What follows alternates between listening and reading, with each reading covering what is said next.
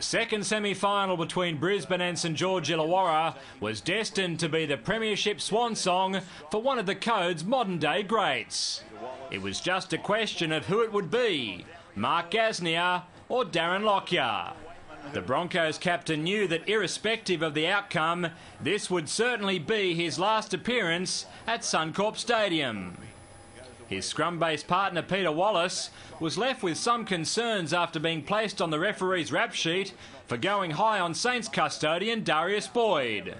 Gasnier was eager to ensure that his career would last for at least another week and almost helped the Premiers to the perfect start in concert with Jamie Soward.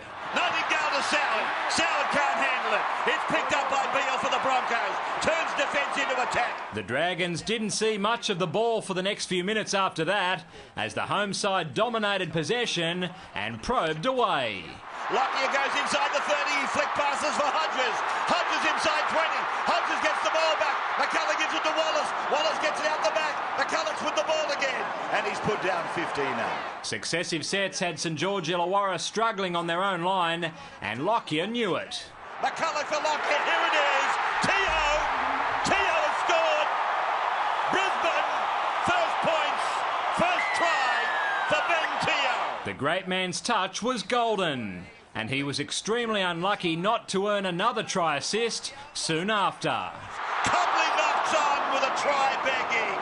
Oh, can you believe that? After having no joy on the right earlier on, the Dragons decided to try their more potent left side. Morris has got a chance here. He's put another kick in, but it's gone into touch.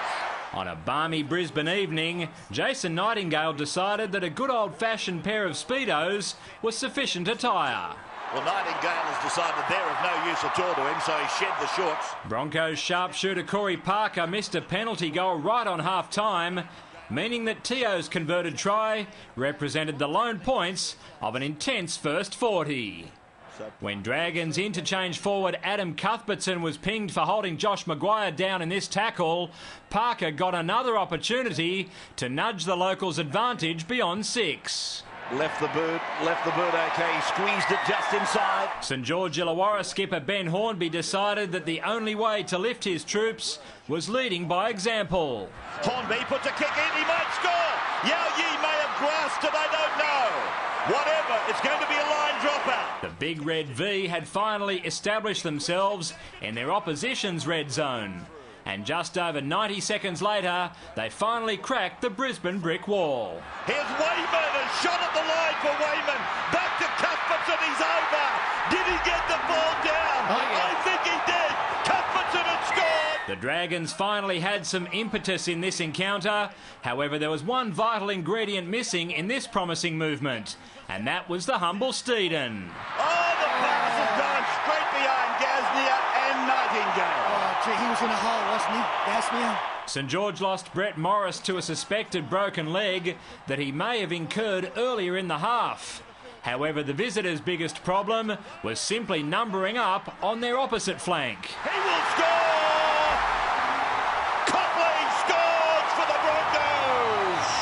Very, very well taken by the Broncos.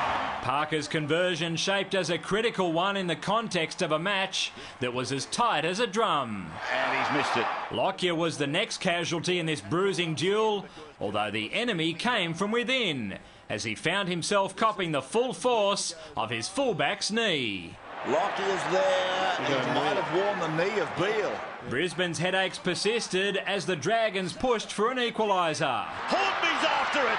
It's come to ground. It's grounded by Pryor. Matty Pryor. He may have scored a try here. While the ball might have seemed to travel backwards to the waiting Matt Pryor, the footage revealed that Hornby had knocked on in mid-air.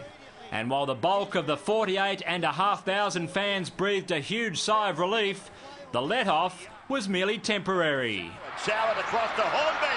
Hornby on. Boyd stepping. He's over. Darius Boyd has scored. Soward was faced with an awkward attempt to send it into overtime.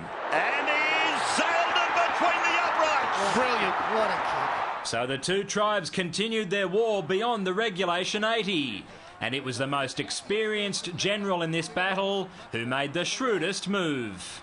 Lockyer takes a shot, it's low. He's got it. I think he's got it, he's got it, he's got it. He has. Lockyer's last play on home soil will surely go down in the annals of rugby league history, as it was all that separated these two fierce rivals, with Brisbane victorious by 13 points to 12.